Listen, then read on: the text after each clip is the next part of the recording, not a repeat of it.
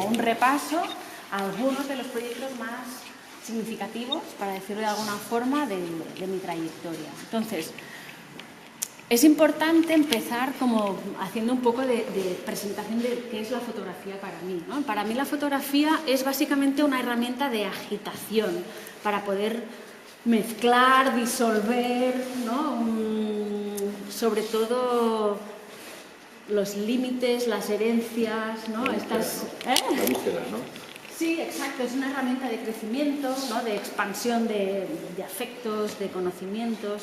Me imagino que para algunos de aquí también será un poco el mismo motor, ¿no? De hecho, las artes en general, todas funcionan un poco como el mismo activador o agitador, ¿no? Bueno, en esta primera planta están los trabajos más antiguos.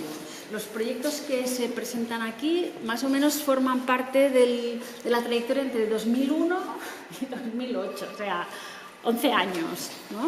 O sea, que son trabajos, son mis primeros trabajos, es una selección de mis primeros trabajos, y en ese momento, yo no sé si también nos habrá pasado y si habrá alguien que se sienta un poco identificado, pero al principio, cuando uno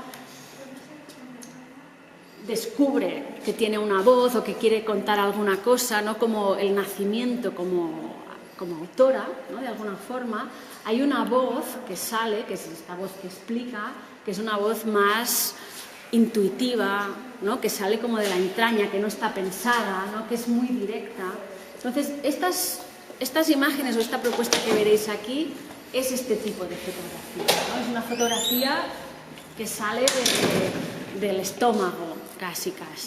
¿Esto qué significa? Pues en términos, vosotros que controláis también de cámaras y de lenguajes, pues significa un tipo de fotografía con unas cámaras ligeras, con unas cámaras que se pueden transportar, que las puedes tener en casa, que con una mano disparas y quizás no hace falta ni mirar, ¿no? Lo que estás fotografiando. Este tipo de fotografía más relacionada, pues yo qué sé, con la escuela sueca, diría yo, ¿no? De Anders Petersen, este tipo de, como casi buscando el accidente fotográfico, ¿no?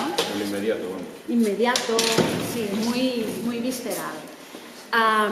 Veréis que no salgo de lo doméstico, o sea, casi podríamos decir que no salgo ni de mi casa. ¡Hombre! ¿Qué tal? Bienvenido. Pues veréis que casi no salgo ni de mi casa para fotografiar, y siempre se establece una relación entre el cuerpo visible y el cuerpo invisible. El cuerpo visible es de aquellas personas con las que habito, ¿no? Con las que tengo relaciones, y después está como el cuerpo invisible, todo aquello que tiene que ver con los objetos, con los espacios vacíos, y que de alguna forma en esos espacios, para mí el cuerpo invisible son los afectos, ¿no? Todas esas cuestiones relacionadas con, yo qué sé, con el amor, con la rotura, con el sentimiento del deseo de reparación, ¿no? Todas estas emociones que conocemos tan bien, pero que son tan difíciles como de representar o de plasmar, ¿no? Veréis también que en la relectura que hago desde hoy, porque para mí es un poco complejo presentar una obra del año 2008 sin releerla, porque forma parte de mí, entonces necesito como volver a mirarla y poderle dar como otra capa, ¿no? Entonces veréis que hemos utilizado la estructura, la propia arquitectura de la sala, como si fuera un poco un palimpsesto. Y en estas paredes de aquí, estas no, porque son los textos de introducción, pero estas paredes las hemos usado como una especie de... Veréis que hay una documentación.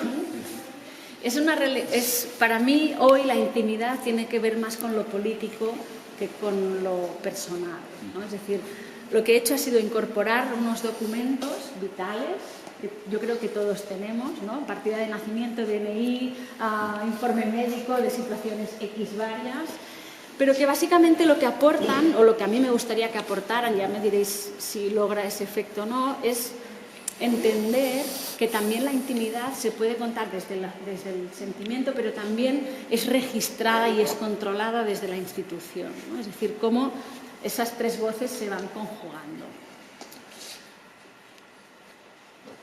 Vamos. Anem a veure-ho. Vinga. pasen a pasen a ver. Ya lo habéis visto, ¿no? Con todo lo que lleváis aquí esperándome. Bueno, ya va a entrar un poco.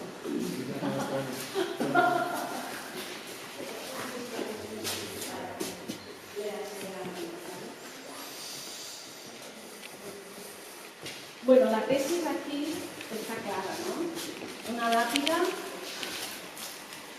que es, vamos, para mí, no sé si hay alguien que no está de acuerdo con lo que propongo, yo creo que sería bastante divertido que lo pudiéramos discutir, ¿no? Pero para mí, una primera cuestión que es muy importante es certificar que la familia ha muerto. Empecemos por ahí. O sea, ya no matar a los padres, la familia entera. Sobre todo la familia como la entendemos tradicionalmente o como hemos heredado la idea de qué es una familia, ¿no? Entonces, hay una partida de nacimiento que es la mía, hay un DNI mutilado que es para mí también cuando la institución corta un DNI, primero te da como te autoriza a ser un sujeto, ¿no? Existes, te doy un DNI y luego cuando lo tienes que cambiar te lo corto. Si tú presentas esto, te dicen, no, esto no eres tú, no vale. Hay como toda una cuestión sobre el sujeto que me parece que es muy interesante. Y después de certificar, o desde mi óptica de decir, no, para mí la familia no existe, aparece un documento, o aparecen dos documentos que certifican o que de alguna forma dicen, es que hay dos familias, ¿no? Es decir, la idea de familia unitaria ya queda muy antigua. Exacto, ¿no? Todas estas cuestiones. Y cómo otra vez podemos matizar o podemos enseñar que hay muchas caras de la misma realidad a través de la suma de las capas, ¿no? Las imágenes, los documentos, lo que no está en las imágenes, todo esto va conformando como sí, no, hay otras cosas. Una cebolla. Un árbol. Exacto, como una cebolla. Un árbol generador. Yo quizás os invitaría a pasar a estas dos capillas de aquí y luego os explico este árbol. También, es decir, trabajo con una óptica o con una forma de acercarme a mi realidad que decimos o entendemos que es el lenguaje del diario personal, pero en estos diarios personales las temáticas quizás son aquellas temáticas de las que no se habla o aquellas temáticas que no forman nunca parte de un álbum familiar o que nadie se colgaría en una pared de un comedor, ¿no? En estas dos capillas básicamente hay una aproximación o un trabajo sobre la concepción y el parto, y entre medio están los abortos, ¿no? Son todas estas cuestiones que conocemos, que son políticas puras.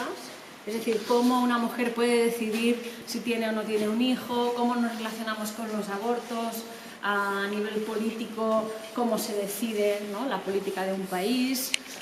Después están también los partos, cómo podemos o no, cómo es posible o no es posible parir en este país. Yo creo que son temas muy importantes. Aquí veo muchos hombres. No sé cómo relacionáis con estas temáticas. También hemos sido padres. Exacto, exacto. Entonces, creo que son cuestiones que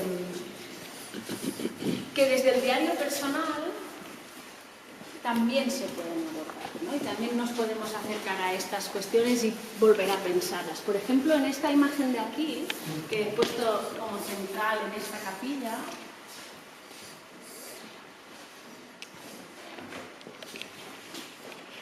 a mí me parecía que era... Esta es una foto del parto de mi primer hijo, es decir, hace 12 años de esta imagen, y me parece bastante impactante cómo es un parto, entendemos más... Había, incluso la primera rueda de prensa que dimos, había una persona que no entendió que era un parto, y me parece que es importante porque es que, por ejemplo, no está la mujer. Es decir, el cuerpo de la mujer no se ve, está tapado, ¿no? Eso explica ya muchas cosas. Es decir, la persona quizás más importante en un parto seguramente será la madre, ¿no? Es decir, cómo esta madre se puede mover, y cómo su cuerpo es no solamente tapado, sino inmovilizado, ¿no? ¿A razón de qué? ¿No? Todas estas cuestiones a mí me parecen muy importantes y que las imágenes nos permiten, como a partir de aquí, empezar a extraer un poco de preguntas. No me atrevo a concluir nada, pero al menos preguntas yo creo que son importantes, ¿no? ¿Vosotros, tú eres madre? No. ¿Y tú? Tampoco. ¿Y vosotros sois padres? Sí. ¿Y cómo recordáis los partos de vuestros hijos? Pues de una manera totalmente anómala. Sí, me refiero, vamos a ver, en principio dices, bueno, está ahí la imagen, yo no estuve en el parto. De entrada no estuviste. En aquel hospital no se permitía, no estaba todavía, porque eran testigos, me llaman testigos molestos. El argumento es que los padres se mareaban. La realidad es que si no hay testigos nadie sabe lo que ha pasado dentro. Exacto. Ya empezaba entonces la medicina defensiva. Exacto. Pero luego además en el hospital no hay médicos, hay técnicos sanitarios de distintos niveles. Entonces lo que tú dices ahí, no se ve la madre, no, es que ahí no hay una madre y un hijo, ahí hay un parto, un hecho médico, Es un muy fuerte. acto médico. Como Eso dicen. se ha retrocedido. Eso- Es un acto médico, Pero no hay una madre ni este esto. tipo de lenguaje a mí me interesa. Este es el lenguaje que yo intento como aportar a la exposición a través de la documentación, ¿no? Es decir, cuando de golpe dices, hostia, quizás de las cosas más importantes que han pasado en mi vida, y si las lees desde lo institucional, hostia, ni me veo, ¿no? Ahí es como cómo somos tratados, cómo somos controlados, cómo nuestros cuerpos son... Objetivizados. Sí, y es muy duro, ¿no? Es decir, hay también como una cuestión política que me parece que es fundamental, como mínimo que la pensemos. Yo he estado en los dos partos y yo creo que, no sé, yo creo que es fundamental. O sea, tú haces todo el seguimiento del alumbramiento, bueno, la gestación, el alumbramiento.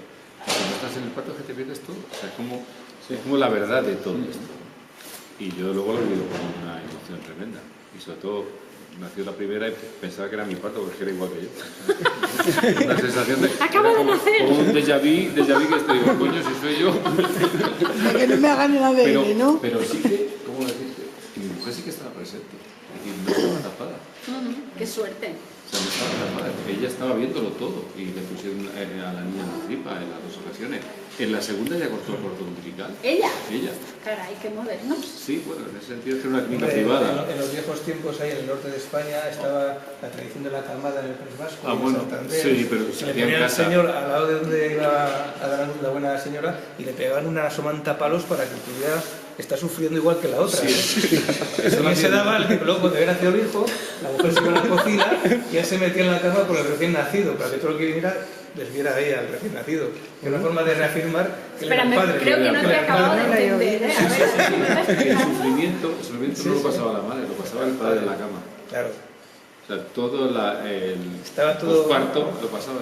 Y eso en algunas tribus sigue Sí, pasando. sigue pasando. Sí. Pero aquí en España el padre. Pero la Sobre madre todo a no mí le lo que dolía. me parece importante es decir, yo no soy nadie, ni nadie es nadie para decirnos cómo tenemos que hacer las cosas. Pero sí que es verdad que desde la institución yo creo que lo que es fundamental y para lo que tenemos que luchar es para que haya posibilidades, ¿no? Es decir, que como mínimo tengas un espectro variado de opciones. Y si tú eres una madre que decides que tú no quieres tener un papel activo en tu parto, puedas no tener un papel activo, pero si decides tenerlo, que no haya un médico que dice, esta señora para ir a las 5, porque yo a las 5:30 estoy que me largo, ¿no? Es como, a Y ver, un además momento. ponemos la epidural y nos quitamos Ponemos la epidural. Fuera. Forceps y fuera que yo tengo, yo qué sé, ¿no? Que Entonces, juega al Madrid a las 7. Y más ahora con la aprobación de la nueva O las ley de vacaciones, eso se de las programa semanas, también. de Claro. las semanas para los padres, algunos sí que han retrasado partos hasta el 1 de abril, seguro. Lo han intentado. bueno, sobre todo a mí lo que me interesa es como esta relación, ¿no? Es decir, los documentos aquí nos entran esta cuestión de la intimidad como un hecho político también, ¿no? Como puede ser leído como algo político. Vamos a la última muy y esto de luego Angela seguimos Merkel hablando. aquí. Porque cuando yo fui al registro, o sea, Dice que cuando- estás vivo en un momento. Cuando yo dado. fui a buscar esta documentación, fui al registro y justamente esta frase me impactó bastante porque en el ticket con el C45, ¿no? En mi turno, su turno, ponía documentos de fe de vida. Pensé, hostia, esto es muy poético, ¿no? Político no tiene nada. Bueno, yo porque lo quiero ver así. Si no pero- tienes una fe de vida, no existes. Aunque tengas partida de nacimiento. Claro. Pues lo voy a buscar. Fe de vida, tiene que Lo voy a dar fe de poner vida. aquí en la entrada. Te la dan instantáneamente, pero yo he visto aquí en el ¿No es en la registro parte de de un señor nacimiento, que no la fe de aparecía. vida? Y dice, oiga, que soy yo, carnet de identidad, esto. Y dice, sí, pero usted no aparece, usted no existe. Que suena a cachondeo, entre comillas, Claro. pero claro, es que de esa fe de vida depende de un montón de cosas. Y Claro. tú no presentas la fe de vida, ¿Pero no es la parte de nacimiento la fe de vida? Claro, ahí es donde me confundo yo también. cuando cobras de determinadas empresas o determinadas pensiones, tienes que año tras año presentar del 1 de enero al 30 de O enero la fe presentarte de tú vida. en persona, que yo lo tengo que hacer todos los No, no, años. en la mayoría de los sitios ya ni en persona, porque como todo está a base de internet, leches y Luego demás, ya veremos arriba. No, es para que yo demostrar lo que sigues acabo de vivo, hacer hace que un nadie mes, está ¿eh? cobrando tu pensión ni tu sueldo. Ya. Pues claro, no, es que mi madre está muy mayor y ya no sale de casa. La fe de vida. Porque a lo mejor Eso su madre antes lleva sí muerta se 20 hacía. años y estáis cobrando la pensión. Hombre, ahora es muy difícil, ya no te lo piden para la pensión oficial. Sí. Yo tengo que Los presentarla todos los bancos años. para No, determinado. ya no. Si se Ahora pueden es más utilizar sencillo, los ahora es más datos. sencillo. Si no tienes actividad en el Facebook ni Instagram, Es que está muerto. No, porque como el hospital comunica inmediatamente al registro de la esa es la fe de vida. Vamos No, no, rápido. pues, no. Yo he ido hace un En el mes momento que se muere tu a pasar gemelo el trámite, digital, que se he ido en jode. persona. Totalmente. No, a la a empresa. la compañía de seguros. He dicho que soy yo. Y dice, vale, una fotocopia de la carta, el DNI, O no. le firma guapa. ¿O no vale. eres tú? Oye, voy con mi carne de identidad. ¿Y Parecido. quién dice que es real? Pues me lo llevan aceptando un montón de años. Pues están incumpliendo la legislación vigente. No, es o fe de vida o presencial. No, es fe de vida. Presencial puede engañar. La presencia Yo ahí no tiene me validez quedo. jurídica. Pero la fe de vida te la da el médico, entonces. No, la fe de vida te da el registro civil. Registro El civil. registro civil dice que no ¿Quién eres tú? ha Que no te has muerto. aparecido ningún Que no te has certificado de defunción. Claro. Pues sí que Claro. me entero yo. Sí, sí. No lo llevan a enterrar. No hay certificado de defunción. Claro. Bueno, cuando desapareces por ahí, tienes 10 años, ¿no? Hasta que te dan por muerto. Publican Facebook, También, ¿no? A menos antes era así. Ha provocado. Pero vamos, no. No estaba muerto, que estaba tomando cañas. O sea, para Decía mí lo Pérez. fotográfico justamente es lo que está Es lo tangencial, ¿no? fuera de De todas la... maneras ha cambiado mucho porque ahora el registro de un niño se hace desde el hospital. Ya Sí. Lo puedes hacer. Sí, Igual que el te lo hacen certificado directamente. De función te lo hacen directamente los médicos. Sí. Ya nadie va al antes registro te a lo hacía decir. el cura, que es peor. Ese sí tenía peligro porque te cambiaba el nombre, a ti El apellido. te ponían un nombre en el bautizo y otro en el registro civil. Y viva la Pepa, ¿no? Ahí es Bueno. como cachondeo. Los padres de una amiga mía cuando se casaron para todos eran Francisco y Carmina. Pues no. El Bueno, básicamente aquí hay como un trabajo sobre... No es ni un trabajo, es decir, al cabo de 2 años de trabajar con mis abuelos, yo pensando que el tiempo estaba suspendido y que allí no pasaba nunca nada, ¡pum!, se muere uno, ¿no? Entonces, para mí lo que es interesante aquí también, y lo esbozo y ya vamos a la vida de las novias, es básicamente el dilema de cómo te validas, ¿no? Como vosotros que sois fotógrafos y fotógrafas, ¿cómo validas tu presencia fotográfica en un sitio como un funeral, ¿no? Es decir, esperas a que alguien te dé permiso para hacerlo, o sea, dices, no, mira, yo voy, yo he estado haciendo fotos de mis abuelos, a mí me parece que es lógico que vaya, y a quien no le guste, bueno, o sea, también hay formas de estar, ¿no? Sabéis que vosotros también movéis vuestros cuerpos fotográficos en los espacios, y es muy distinto si yo cojo la cámara y me pongo en medio de la sala y me pongo en plan tal, es decir, cómo me muevo mi cuerpo, o si estoy en un plano discreto, pero yo voy haciendo la mía. Es decir, para mí es muy importante aquí, aunque no se vea, recordar cómo se mueven los cuerpos cuando fotografiamos, ¿no? Con qué cámara nos movemos, cómo nos acercamos o cómo estamos a unas distancias, todas estas cosas cobran sentido, ¿no? Es decir, a veces cuando hablamos del cuerpo fotográfico y cómo movemos el cuerpo los fotógrafos, nos olvidamos que hay realmente momentos en los que la sutileza del movimiento es muy importante. No sé si os ha pasado, ya no os pregunto, porque luego se me va a decir. Luego contestamos. Pero seguro que os habéis encontrado en situaciones en las que sentís que el cuerpo tiene que moverse de una forma o de otra, ¿no? Y a mí esto me parece muy importante, porque al final también estamos presentes, ¿no? Es decir, él que está filmando está aquí al lado, no dice nada, ¿no? Se me va acercando todo. Es decir, cómo ocupamos el espacio los fotógrafos, a mí me parece que es un tema muy, muy, muy profundo, ¿no? Vamos a las novias, va. Pero ha sido... ¿Ayer teníais este frío o no? Un poquito. Bueno, pues aquí hay veces que en 24 horas tienes 20 grados de diferencia. Bueno, este trabajo... ahora sí os voy a preguntar, ¿qué veis aquí? ¿Qué ha pasado? A nivel fotográfico puramente, ¿eh? Hay como muchos cambios, ¿no? En relación a lo que hemos visto. Para empezar, te has ido al exterior. Exterior, muy bien. ¿Qué más? O sea, salgo de mi casa... Como si fuera tu trabajo, ¿no? Fotografar. Gente mayor, pero bueno, gente mayor hemos visto No, más. gente mayor, pero no del todo. Es decir, gente Media edad. de media edad. ¿Tú qué decías? Como un trabajo tuyo, que sabes hacer tu trabajo. Fotografías de boda, por ejemplo. Vale, No. ¿esto veis, lo interpretáis como, o lo podéis leer como fotografías de boda? Has presentado a varias generaciones. A nivel formal, de herramienta, nadie se atreve no os tiráis al agua, ¿no veis un cambio de herramienta muy fuerte? Sí, el formato. Totalmente. Formato ya ¿Qué es esto? Técnicamente son fotos preparadas. Preparadas muy bien. O sea, 4K, fijaros qué está 4K. pasando. Es gran formato, o sea, es cambio de cámara, cambio de Flashes. discurso, hay flashes, está montada la escena, es decir, yo me llevo a unas personas, las llevo a un sitio, las visto de una forma, ¿no? Hay un cambio, de alguna forma es dentro de esta temática que pertenece a la intimidad, ¿no? De estas cuestiones que pertenecen a lo íntimo, al imaginario de la familia todavía, pero hay un cambio muy fuerte, ¿no? Este es el último trabajo de esta planta, coincide biográficamente con mi separación, la separación de mi primer marido, entonces empiezo como a tener la necesidad de intercambiar experiencias con otras mujeres, ¿no? Que han sido novias también y que se han proyectado como novias. Entonces lo que hago es una llamada a gente que no conozco, a través de instituciones, a través de ayuntamientos, me proponen hacer una propuesta artística y entonces yo les digo, vamos a buscar mujeres que tengan guardado su vestido de novia y que quieran participar en esta experiencia fotográfica. El técnico del ayuntamiento, el primero, todavía se ríe, porque me dijo, no vendrá nadie. Y fue brutal, brutal. La cantidad de respuesta que tuvimos. ¿Municipio pequeño? Sí, pero espectacular. Entonces yo lo que hacía era, les pedía que trajeran su vestido. Evidentemente ninguno de estos trajes cierra por detrás, os lo podéis imaginar, están todos abiertos, nada cierra.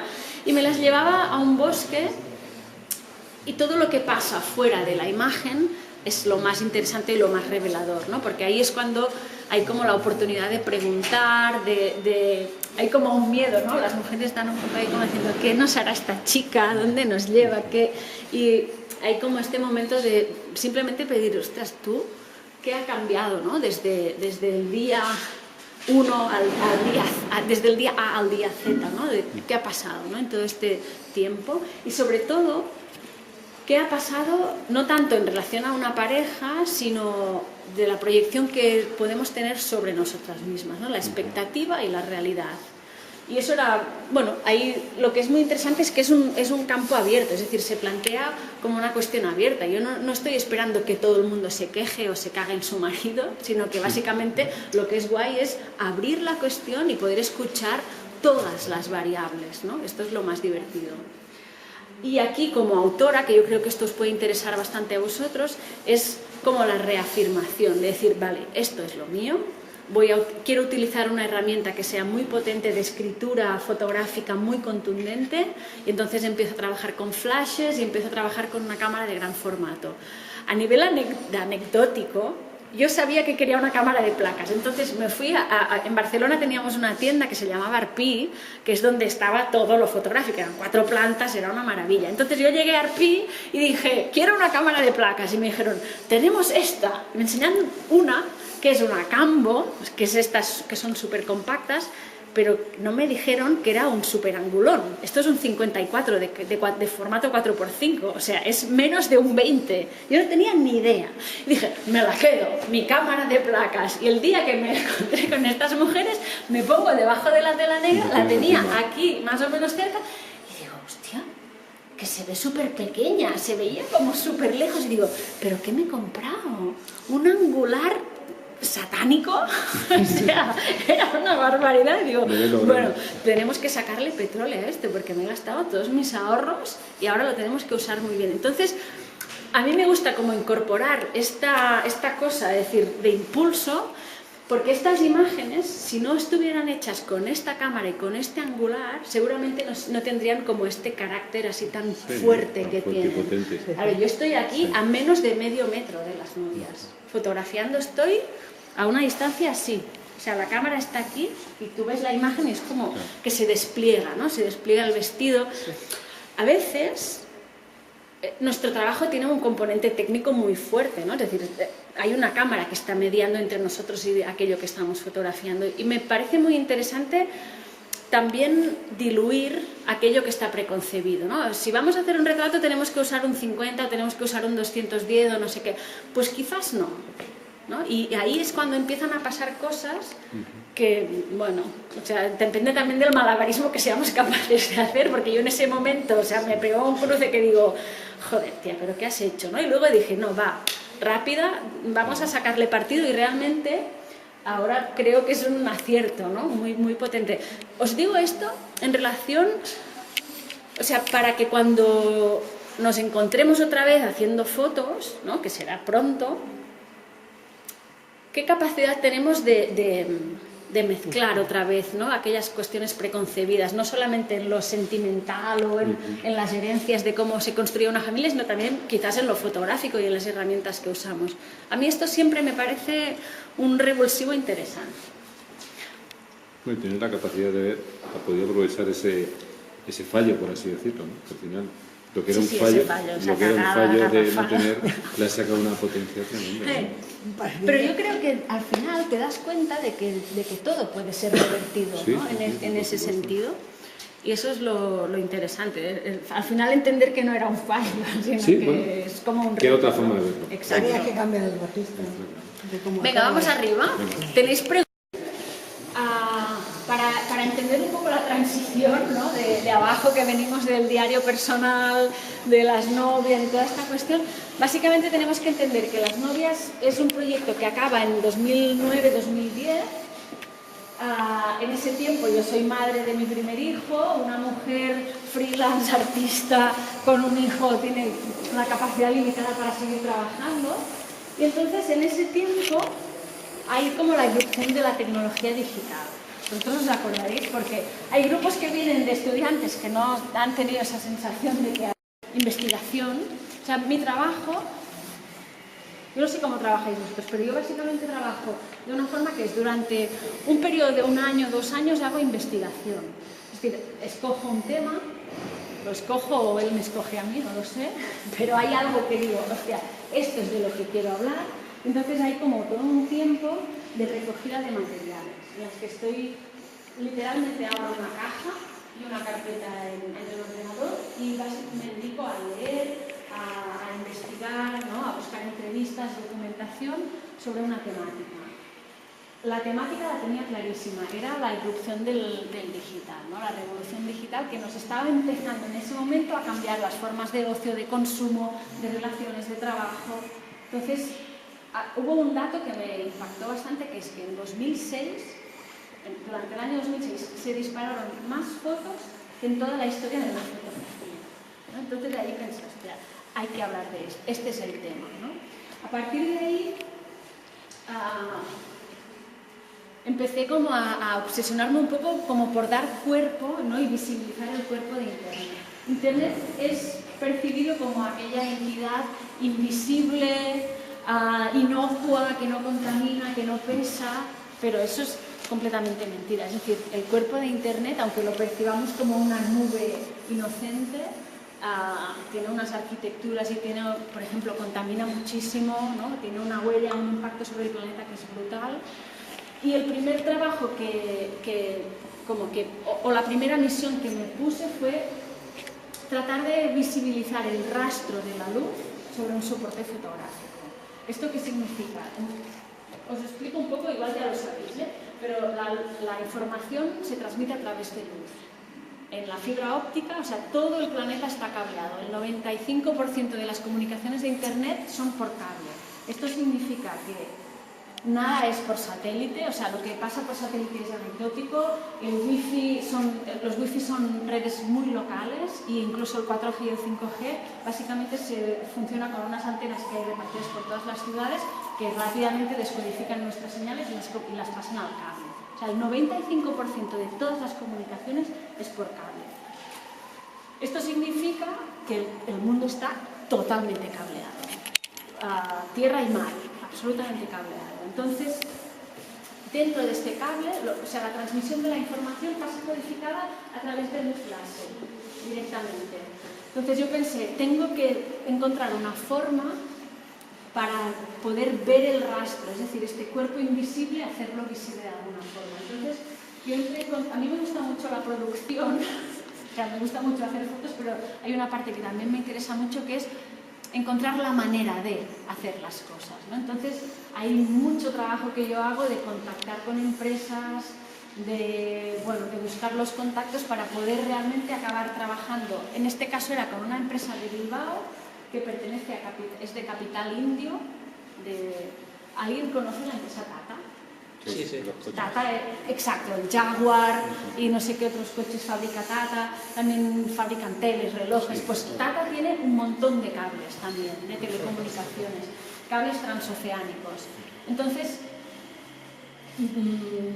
carambolas del trabajo de producción, acabé contactando con Tata España. Tata España me abrió las puertas de una forma brutal, es decir, no me preguntéis por qué, pero fueron sensibles a la investigación que yo les proponía hacer desde lo artístico y entonces pude trabajar con ellos de una forma muy cómoda.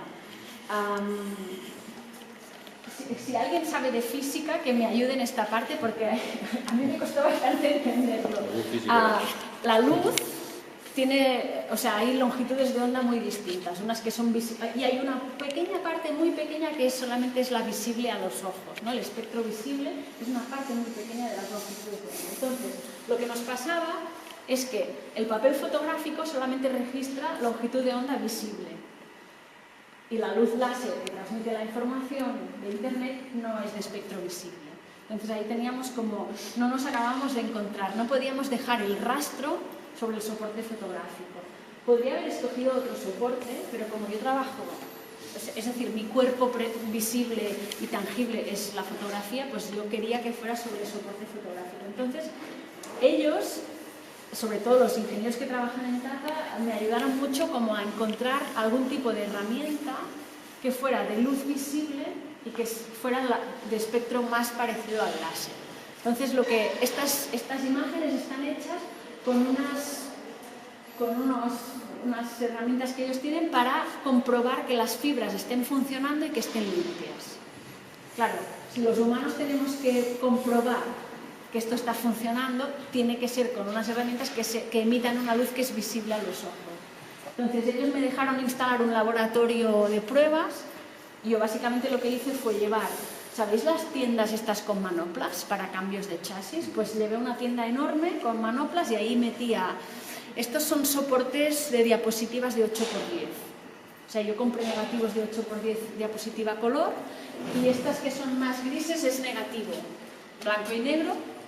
No sé si metí como 40 chasis dentro de la tienda, me iban pasando artilugios de estos que utilizan ellos y básicamente lo que hacía era abrir chasis, exponer a esas luces, cerrar y luego revelar. Para mí es una serie que es muy importante porque es la primera manifestación de este cuerpo invisible que es Internet, ¿no? Que es la propia luz, ¿no? Es como la esencia de la transmisión de información. ¿Preguntas? Es un bit, ¿no? Al final es un bit. No me preguntes eso porque no tengo ni idea.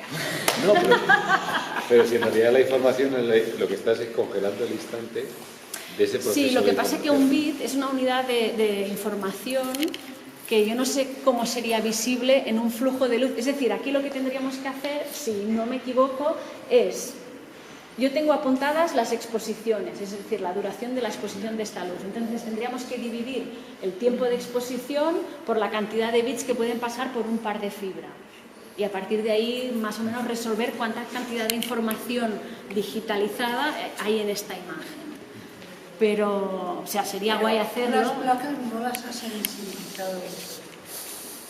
Las ha sensibilizado con los aparatos de medida, que son los que emiten una luz que tiene un aspecto visible. Una longitud de onda, ¿no? Claro. Porque el láser, es decir, en Tata ya me dejaron artilugios que emitían láser propiamente, pero es que no dejaban rastro. Primero no lo veíamos, pero yo hice la prueba sobre soporte fotográfico, pensé, vamos a hacerlo, vamos a verlo, o sea, que no sea que sí deja rastro, y no dejaba rastro de nada. Entonces, están sensibilizadas, tú quieres decir, si están expuestas a qué luz, es a la luz de las herramientas. Sí.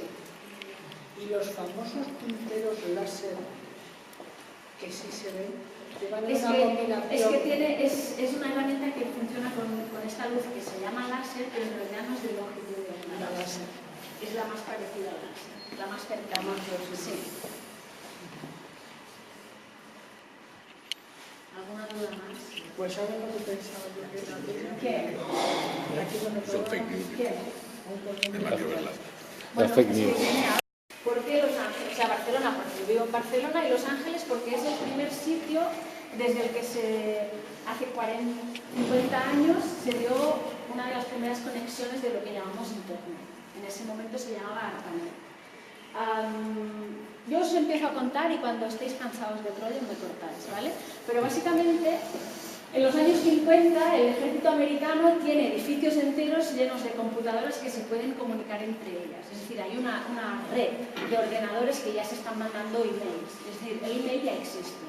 Pero no se considera que nace Internet hasta 1969 porque básicamente es el momento en el que consiguen que dos computadoras de lenguajes distintos, que utilizan lenguajes de codificación distinta, se pueden comunicar entre ellas, ¿vale? Entonces, esto ocurre entre Los Ángeles y Stanford, que son dos universidades que están debajo del paraguas del Pentágono investigando para poder crear una red en la que la información se transmite a una velocidad altísima y por lo tanto, imaginaros, el gobierno americano tiene un archivo con información clasificada, es decir, secreta. ¿Qué pasa si cae una bomba al lado de ese edificio o en ese edificio? Pues que toda esta información se destruye. Entonces, básicamente se piensa o se imagina Internet como una solución para que esa información esté expandida, o sea, se pueda como replicar en muchos sitios a la vez y por lo tanto sea muy difícil de destruir, ¿vale? Todo esto para contaros que por qué me iba a Los Ángeles, ¿vale? Entonces, lo que trato de hacer es, me doy cuenta enseguida de que Internet nos ha cambiado la forma de estar, de habitar y de ser, pero que es una revolución que ha pasado hace 50 años. Por lo tanto, la gente que la ha puesto en marcha o la gente que ha participado en su desarrollo probablemente estén vivos. Esto es, o sea, es bastante chocante, ¿no? Entonces, intento contactar con uno de los científicos, un físico que estaba en UCLA, en Los Ángeles, y el tipo me responde en 24 horas. Le digo, oye, señor Kleinrock, que he estado como un poco viendo que usted estaba involucrado en los inicios de Internet, me gustaría hacerle un retrato. Ah, pues sí, ven cuando quieras. Yo pensé, hostia, este tipo tiene 85 años, o sea, vete a hacerle un retrato porque va a palmar, y entonces, o sea, como que pierde un poco de... es guay que esté vivo, ¿no? Entonces me fui a Los Ángeles y me pareció que no hacía falta mucho más que tratar de seguir un email, ¿no? Es decir, para entender todas las arquitecturas ocultas que son necesarias para que ese mail cruce el mundo en fracciones de segundo, solamente me planteé seguirlo. Entonces, este es el proyecto Escala y Fragmento. Sobre todo el proyecto está desarrollado arriba, que lo veréis. Pero en estas tres imágenes me parecía que era muy interesante hacer como una presentación de varias cosas que me parecen fundamentales. Este es el cable de Internet transoceánico. Yo no sé cómo lo veis, pero yo cuando llegué a Sopela y lo vi, pensé, vaya mierda. O sea, me pareció que era como, ay, madre de Dios, pero si esto es de una fragilidad brutal, ¿no? Estos son estructuras más o menos así, de hierro con cargos, ¿cómo se llama? Cargos, tornillos. O sea, una cosa tan básica, ¿no? Es decir, toda la concepción del mundo contemporáneo está basada en esta red que transmite información y que por lo tanto mueve todos los millones del mundo, y está sustentado en una estructura tan pedestre como esta, ¿no? Que la metemos aquí, hacemos unos agujeros en la playa, tapamos y venga, andando, ya tenemos internet, ¿no? A mí me chocó bastante, me imaginaba algo como muy tecnificado, muy sofisticado. El señor que tiraba el cable era este, tal cual, con sus patos, o sea, estas dos imágenes pertenecen a cuando se tiró el cable, el último cable, o sea, el cable más moderno que se ha tirado desde España y creo que del mundo entero es el cable Marea. No sé si habéis oído hablar del cable Marea, pero el cable Marea es propiedad de, ahora me voy a equivocar, pero creo que es Microsoft, Google y Telefónica. Esto también os introduzco información y luego ya, si os interesa, buscáis. Pero es muy importante porque antes os he hablado de Tata. Tata Communications es una empresa de telecomunicaciones que no tiene, a que nosotros como usuario final nunca vemos, no tenemos una relación directa. Pero claro, Google tenemos relación directa, Microsoft directa, Telefónica también directa. ¿Qué está pasando aquí? Los content providers, es decir, las empresas que hacen contenido y que tienen relación directa con el usuario final, empiezan a desarrollar su propio cable. Por lo tanto, empiezan a tener control absoluto sobre la transmisión de información. Esto es importante porque, por ejemplo, Snowden, ¿no? Que está... ¿Dónde está Snowden? ¿De Rusia? ¿Verdad que sí? Snowden, básicamente, tiene que vivir en Rusia exiliado y el día que lo pillen va a pringar como un animal en la prisión, porque dijo, y además es verdad, que Estados Unidos pincha un cable. ¿Qué significa que pincha el cable? Básicamente significa que ahí se replica la información y por lo tanto el gobierno americano, el National Security Administration, está acumulando y filtrando toda la información de sus ciudadanos. Muy heavy. Esto es muy heavy. ¿Solo de sus ciudadanos? De todos los Y de ciudadanos que los del utilizan mundo las entero, redes. quieres decir. Sí, porque luego estuve en Berlín en unas conferencias de una peña que eran muy hackers, que yo no entendía la mitad de lo que hablaban, y decían que el gobierno alemán estaba acusado también de estar compinchado con el americano también para pinchar. Pero hay algunos países que no, ¿eh? Pero sí, claro. España seguro que no. No, España sí, seguro que España sí. sí, pero como sucursal de Estados Unidos. Sí, total. Pero a mí lo que me parece que es bastante un tema para pensarlo es que, es decir, Google o Microsoft son empresas que básicamente están totalmente sintonizadas con el gobierno americano. Entonces, ya es casi como que yo las veo como sucursales del gobierno. Entonces, el gobierno americano ya no tiene que ir a Tata y hacer marmangos, ¿no? Para conseguir que se duplique la información. Ya es que directamente Google ya que le pertenece, ¿no? Es decir, es que es muy bestia. Entonces, bueno, el cable Marea es importante por estas cuestiones. Si alguien está interesado, simplemente ponéis cable Marea y fliparéis. Es el primer cable que se tira desde 2001. Esto a mí también me sorprende muchísimo. Se tira en el 2017, es el primer cable transoceánico que se tira, o de los primeros que se tira, desde 2001. Es decir, desde 2001 a 2015 estamos todavía optimizando, o sea, en uso óptimo y optimizado de infraestructuras que me parecen muy viejas. Pero ¿qué pasa? Que, bueno, hay un sistema... Sí, pero es que hay un sistema, bueno, ahora ya empieza como la parte más friki, que es que me encanta esta cuestión, ¿no? Pero se ha ido como aprendiendo a optimizar el espectro de colores de la luz. Es decir, antes, con un haz de luz pasaban, yo qué sé, 4 canales de información y se ha ido como desarrollando a nivel físico un sistema que se llama multiplexado, que es que en el mismo haz de luz son capaces de transmitir 16 canales de información, ¿no? Y eso, porque yo pensaba, ¿cómo puede ser? La primera vez que me dijeron, no, es el primer cable que se tira desde 2001. Y digo, ¿cómo desde 2001? Si en 2001 las cámaras fotográficas digitales sacabas una foto que pesaba 34 gas y ahora pesan, no sé, 20 megas una imagen. Y dices, ¿cómo puede ser si ahora transmitimos mucha información? Y es que lo que han hecho ha sido como optimizar la capacidad del cable, del haz de luz. Es muy fuerte esto, ¿eh? el peso y percibir todo aquello que no vemos de Internet, ¿no? Todas estas maquinarias. Esto es una pequeña escala de todo lo que se va replicando a lo largo y ancho de todo el mundo, ¿no? Entonces a mí me interesa mucho generar una sensación de peso y de magnitud, ¿no? Que no tenemos, ¿no? De como revelar esta magnitud. Hay un tema asociado a estas cuestiones que es el tema del impacto medioambiental, que es muy importante. Es decir, Internet contamina muchísimo. Muchísimo significa que solamente los sistemas de refrigeración que se necesitan para que todas estas plantas tengan la temperatura óptima emite una cantidad de CO2 que es una locura. Tengo una colega artista que ha hecho un cálculo estimativo de lo que cuesta, del número de árboles que necesitas para limpiar el aire que contamina una búsqueda en Google. Una búsqueda. 23 árboles. Para limpiar, ¿no? O sea, para compensar el CO2 que se emite cuando tú haces una búsqueda en Google. Para mí es el gran tema ¿no? El tema del medio ambiente y del impacto medioambiental de las estructuras de Internet. Internet es la mayor estructura construida por el hombre, ¿no? Entonces es obvio que tiene un impacto muy bestia y del que no somos nada conscientes, ni siquiera sabemos que Internet necesita de todo esto para existir. Nos cuesta mucho imaginar qué pasa, ¿no?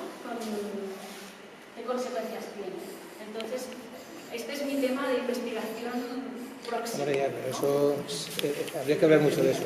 Sí, habría que hablar mucho de eso. Por una parte, yo si no recuerdo mal las cifras, todo el coste de Internet en potencia equivale a la potencia instalada en España, o sea, lo que estamos en España, ¿no? A nivel mundial. Y es cierto que, claro, depende mucho del mix de la electricidad que tengas. Es lo mismo tener un mix basado en molinos y en paneles solares que tener un mix basado pues, en centrales de carbón, ¿no? Exacto. Y ahora mismo hay una transición muy fuerte en todos los países hacia energías que las sean más renovables, ¿no? limpias. De hecho, el compromiso al 2050 es el 100% renovable. De todas formas... Es un tema que es transitorio. Claro, por suerte. Claro, O sea, ¿te imaginas? por necesidad. Pero, bueno, pues igualmente nos lo cargamos el planeta. Más rápido o más lento. Pero igualmente vamos toda para el mismo sitio. Pero sí es verdad, es decir, para mí es importante de entrada poder ver esto y podernos concienciar. Es decir, vamos con el móvil en la mano. Un WhatsApp, un Instagram, yo la primera, todo el rato, me encanta. Pero tener como la conciencia de que una piedra y mi teléfono están directamente relacionadas, ¿no? Es decir, para poder hacer un teléfono necesitas de unas tierras raras, ¿no? Que son unos elementos que son esenciales para la construcción de la tecnología. Entonces, entender esa relación para mí es fundamental. O el deterioro medioambiental que produce todo esto. Entonces, yo no estoy pensando que yo voy a solucionarlo por exponerlo, pero si todos tenemos o conseguimos tener un poco más de conciencia y por lo tanto exigir que se deje de utilizar la energía del carbón y todas estas movidas, vamos bien. Suerte que es transitorio, es decir, suerte que podemos pasar a unas energías que son más renovables, si no ya es directamente, bueno, ¿qué hacer? No hay ningún sistema de energía y si no, no. ¿vale? ¿Vale o no vale? ¿No te habrás encontrado nunca por la carretera unos camiones enormes llevando una espada de molino de viento? No, pero... Bueno, como de aquí a 4 caminos. Son enormes. Hombre, por supuesto. No, si yo estoy a favor, faltaría más. Pero quiero decir que ninguna energía es limpia 100%. No, está Hay claro. que buscar la menos... Yo os voy a dar un dato que nadie da y es muy sorprendente. O sea, ¿cuál es la consecuencia del crecimiento poblacional en términos de emisiones de CO2? Pues aproximadamente es el 8% de las emisiones del planeta es por lo que respiramos. Es decir, si nos pusieran una tasa que no se le ha ocurrido a ningún político, no nos oiga, por emitir CO2 por lo que respiramos, aproximadamente emitimos al año una tonelada de CO2 por persona, que sean 20 euros. Tenemos que estar pagando una tasa de 20 euros. Aquello de que si la mierda costará dinero. ¿Estamos de acuerdo o no? que cuando irrumpe Internet en nuestras vidas parece como la tecnología limpia, que no, o sea, no somos conscientes pero todo energético que hay por detrás. Exacto. y el a mí me Ayuntamiento parece- de Madrid te crucifica porque tienes un diésel y no tienes dinero para comprarte uno eléctrico, porque eres Y un luego- puto y luego trabajador. resulta que las baterías del eléctrico, o sea, dejan una de residuos. Bueno, el tema ese, claro, es que realmente cuando se estudia en estos sistemas, yo he estudiado bastante por profesión, tú estudias lo que se llama el ciclo de vida. Entonces se pone la tasa de emisiones en función de todo el ciclo de vida, De lo que se va a usar. desde que se fabrica, desde la cura hasta la tumba, que se dice, ¿no? Ese es el dato que hay que evaluar, ¿no? Y eso es lo que hay que ir progresando. Entonces, efectivamente, un coche eléctrico, por su ciclo de fabricación, de uso y de reciclaje y disposición final, en términos equivalentes de un coche normal, por ejemplo, es como algo así como un 15% en emisiones. O sea, que no es que digas, no emito nada, ¿no? O sea, evidentemente todo emite, pero bueno, hay que ir cogiendo las opciones menos malas, ¿no? Exacto. Sí, pero para producir eso, para llegar a ese 15%, ¿tú cuántas unidades de CO2 has emitido para producir todas esas piezas y todo? El ciclo de vida es Sí, la digo. No, es que se incluye. Pues entro como en diálogo o a reflexionar sobre cómo se construyen las verdades, ¿no? Cómo el algoritmo nos construye unas verdades que luego nos constituyen como sujetos si las admitimos como verdad. Básicamente os lo cuento más o menos rápido. Cuando yo fui a Los Ángeles, cuando hice este viaje como arqueológico al inicio de Internet, le pedí al señor Kleinrock si había documentación de la época, ¿no? Pensé, ostras, estaría guay como tocar algo de restos del 69. Me dijo, bueno, hay tenemos ahí unas estanterías abajo en un sótano que nunca nadie ha mirado, a nadie le han interesado. Hay unos dossiers ahí, si quieres, ¿no? Puedes como fotografiarlos o lo que quieras. Entonces, me llamó mucho la atención un manual que era un protocódigo, había un código para configurar unas máquinas y me pareció que en ese documento, o ante ese documento, para mí era como, necesitaba como reconocerme como analfabeta, ¿no? Hay una frontera también hacia todo lo que es tecnológico para el resto del mundo, no los ingenieros, pero para el resto del mundo, que somos muchos, hay como muchas fronteras, ¿no? Que nos permiten o nos niegan el acceso y por lo tanto tenemos una distancia con estar empoderados ante esa tecnología, ¿no? Entonces, una de las fronteras importantes es el lenguaje. Ante esa página o esas páginas de código, lo primero, o sea, es como, soy analfabeta, este lenguaje no lo conozco, no puedo relacionarme de ninguna forma con él.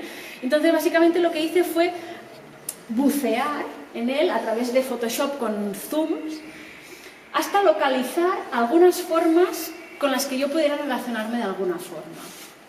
Son estas de aquí, las de arriba, que yo identifiqué como pájaros, ¿no? Veréis que hay 22 especies, no son pájaros, son signos mecanografiados y partes de un código, ¿no? De unas instrucciones codificadas. Pero yo solamente tenía la posibilidad de relacionarme con ese código desde lo morfológico. Entonces es un viaje mucho más poético. ¿Qué hice yo con estos pájaros? Cuando tuve localizadas 22 especímenes, cogí mi teléfono móvil, una aplicación que es de reconocimiento de aves, y le dije a Internet, esta parte que proviene de tu origen, que yo identifico como un pájaro, ¿qué es?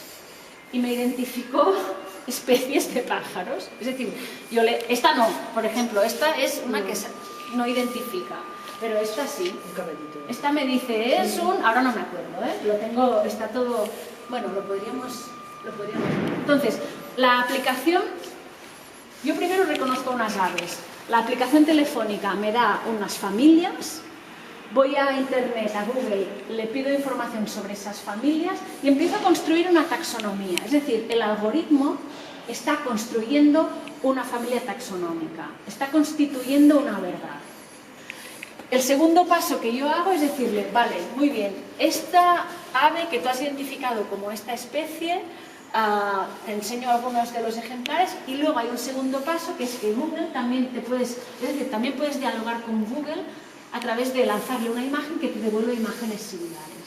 Con estos tres pasos lo que hago es básicamente formalizar unas familias Esta, por ejemplo, son muy surrealistas, pero así es como funciona el algoritmo y así es como constituye verdades el algoritmo. Entonces, a partir de aquí, podéis más o menos pasar más o menos tiempo mirando cómo se constituyen estas familias y de qué hablan cómo Internet nos habla de su propio origen.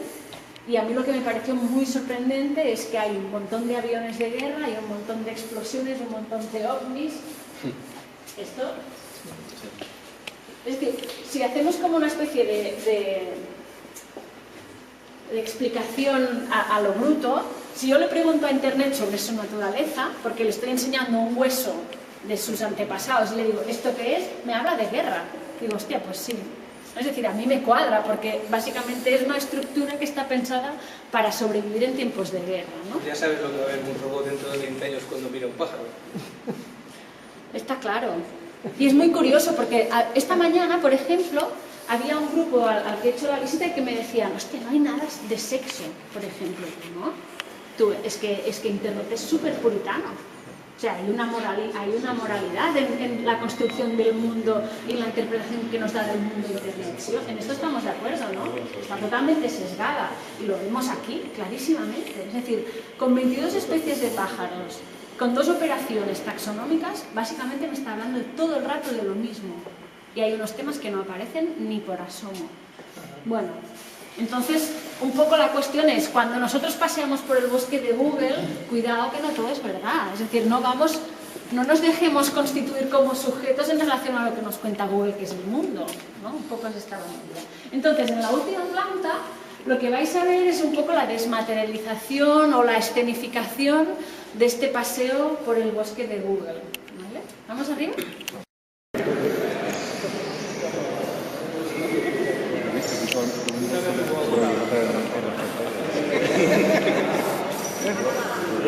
Es como cuando vas a mitad de la del transporte y dices, aquí hay un mar. Hubo un mar.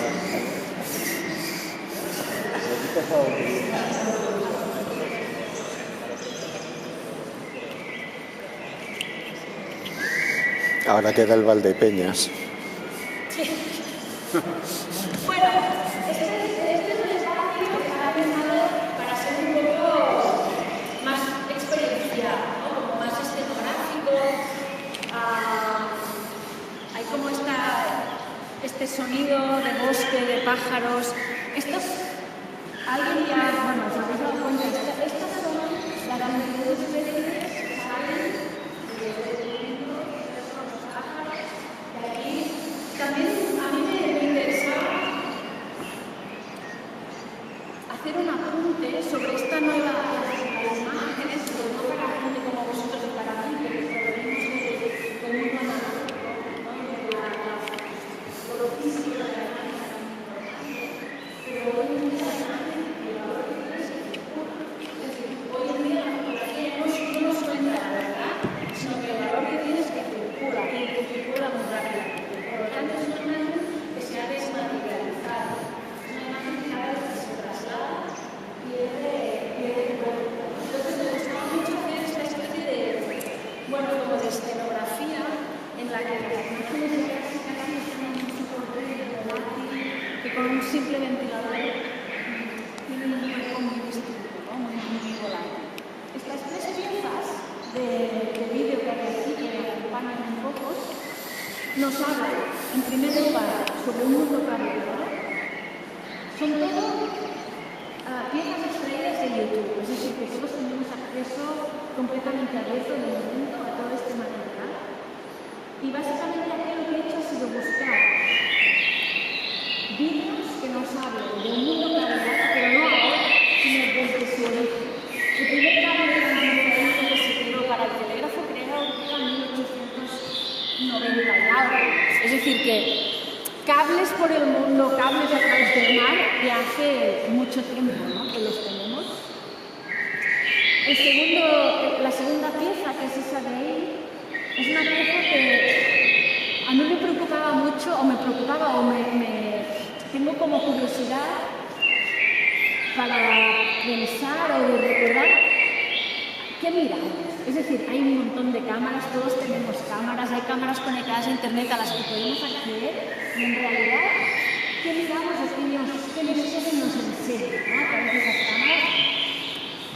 Es una opinión personal, pero básicamente a lo que miramos y lo que se nos enseña es la muerte de forma continua. Entonces, esa pieza de ahí habla sobre la relación entre las cámaras y la muerte. Y en la tercera pieza de libro es un inicio de investigación aquí para la segunda fase de este proyecto, que es la relación de Internet con el medio ambiente. Y aquí hay unas imágenes que creo que son muy interesantes de empezar a ver de residuos generados por las minas de donde se extrae el petróleo. Ahora se dan moda de mirar.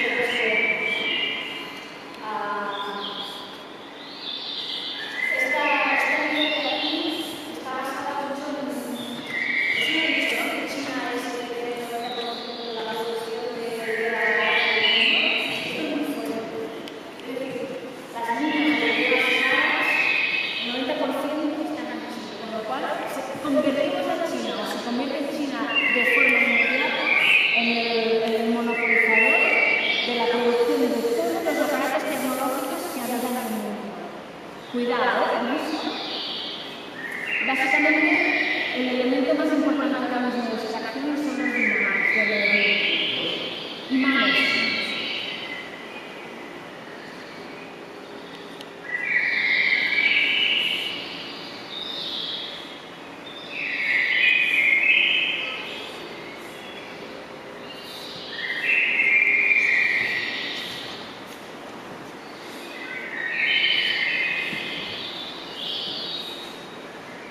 Me parece interesante ver, por ejemplo, esta pieza y estar recordando todo el rato que estamos hablando de Internet, ¿no? de la capacidad que tenemos de mandar un WhatsApp, de mandar un email, ¿no?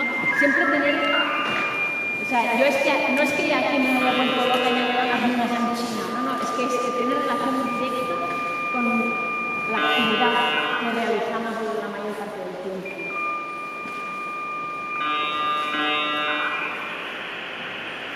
Y esto es todo. ¿Tenéis preguntas reales o temas que